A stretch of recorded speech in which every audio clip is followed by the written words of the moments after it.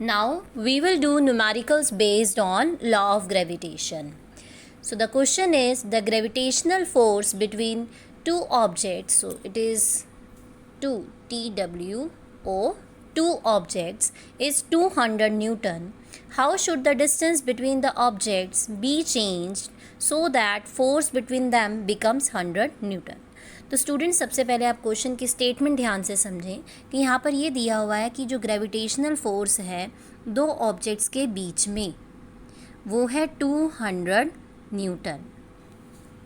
How should the distance between the objects B change, कि distance जो है अब वो क्या हो जाए so that force between them becomes 100 Newton. तो अगर मैं ये कंसीडर करती हूँ कि पहले डिस्टेंस जो था वो r था जब फोर्स 200 न्यूटन था, तो ये मैंने ये जो r लिया ये पहले वाला डिस्टेंस है, ओल्ड डिस्टेंस मैंने कंसीडर कर लिया. ठीक है, और अब फोर्स कितना है कि जब हमने डिस्टेंस जो है वो कुछ चेंज कर दिया, कितना चेंज किया वो निकालना है कि फोर्स अब क्या हो जाए 100 न्यूटन हो जाए. तो इसको कैसे करेंगे? सबसे पहले आप ये वाले जो केस है मतलब पहले अर्लियर जो फोर्स का फॉर्मूला लगाते हैं, ग्रेविटेशनल लॉ लगाते हैं Gm1m2 अपॉन r स्क्वायर. तो ये हो गया हमारे पास जो फोर्स का फॉर्मूला, जो पहले Gm1m2 upon r square gravitational law लगाया. यहाँ वैल्यू पुट करते हैं कि पहले फोर्स जो था वो 200 न्यूटन था.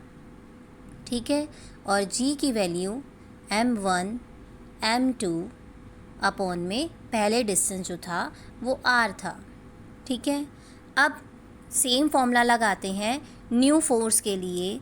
तो नया फोर्स, जो नया फोर्स है, न्यू फोर्स है वो F डैश Gm1 m2. सिर्फ क्या चीज़ चेंज की है? डिस्टेंस को हमने चेंज किया है. r की जगह क्या लिख देंगे? r डैश का स्क्वायर लिख देंगे. तो अब इसको सॉल्व करने के लिए f डैश की वैल्यू पहले पुट करते हैं. f डैश की वैल्यू क्या होगी? हमने यहाँ पर लिखी है f डैश की वैल्यू है 100 न्यूटन. तो यहाँ वैल्यू पुट करते हैं f डैश की 100. ठीक है, तो अब यहाँ पर Gm1 m2 अपॉन में r डैश का स्क्वायर. तो स्टूडेंट्स आपने सिंपल यहाँ पर क्या करना है, आपके पास ये जो इक्वेशन आई है this is equation number 1, this is equation number 2. Equation 1 और इक्वेशन 2 को आप यहाँ पर सॉल्व कर लें. किस तरीके से सॉल्व करेंगे? अच्छा, यहाँ r स्क्वायर रह गया था, ये r स्क्वायर आएगा. अब आप क्या करो, यहाँ पर आप फर्स्ट इक्वेशन को सेकंड इक्वेशन से डिवाइड कर दो. तो आपके पास कुछ ये रिज़ल्ट आएगा. you will get Gm1 m2 upon r square. ठीक है, divided by Gm1 m2 upon में r डैश का स्क्वायर इक्वल टू में यहाँ पर इसकी लेफ्ट हैंड साइड जो है वो मैंने अब यहाँ चेंज कर दी हैं साइड्स.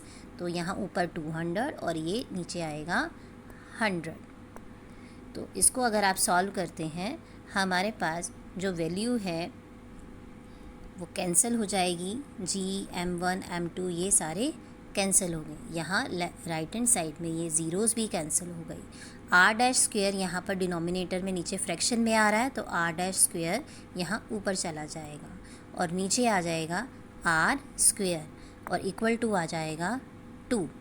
तो इसको आप सॉल्व करें. r डैश स्क्वायर आपके पास आ गया इक्वल टू 2r स्क्वायर. तो r डैश की वैल्यू आ गई √2r. तो हमने ये निकाल लिया कि अब न्यू डिस्टेंस जो है वो कितना होगा, √2 टाइम्स द ओल्ड डिस्टेंस. तो this is the solution of this question. तो यहाँ पर मैंने स्टेप बाय स्टेप हर एक पॉइंट को क्लियर किया है. आप इसको शॉर्ट फॉर्म में भी कर सकते थे, मीन्स आप यहाँ पर डायरेक्ट ये वाली वैल्यू लिखते, then you will write this value और इसको आप डिवाइड करते and you will get this answer. Next question, how does the force of gravitation between two objects changed when the distance between them is reduced to half. Students, this is your NCERT question. ये आपका NCERT chapter and exercise का question है. तो इसको किस तरीके से solve करेंगे. क्या कह रहा है कि फोर्स ऑफ ग्रेविटेशन क्या हो जाएगा, कितना चेंज हो जाएगा अगर डिस्टेंस जो है उन दो बॉडीज़ के बीच में हाफ हो जाता है. तो अगर यहाँ पर हम टू बॉडीज़ कंसीडर करते हैं, इनके बीच में डिस्टेंस कितना है, r है. तो मान लेते हैं फोर्स F आ रहा है, दैट इज़ G, और m1 m2 हमने टू बॉडीज़ के मासेस कंसीडर कर लिए. ठीक है. अब यहाँ पर अगर मैं कहती हूँ कि डिस्टेंस अब कितना हो गया, हाफ हो गया, तो नया डिस्टेंस, न्यू डिस्टेंस हमने r/2 कंसीडर कर लिया. तो इस केस में हमारे पास जो वैल्यू है, इसको निकालने के लिए हम क्या करेंगे, we will again use the gravitational force formula.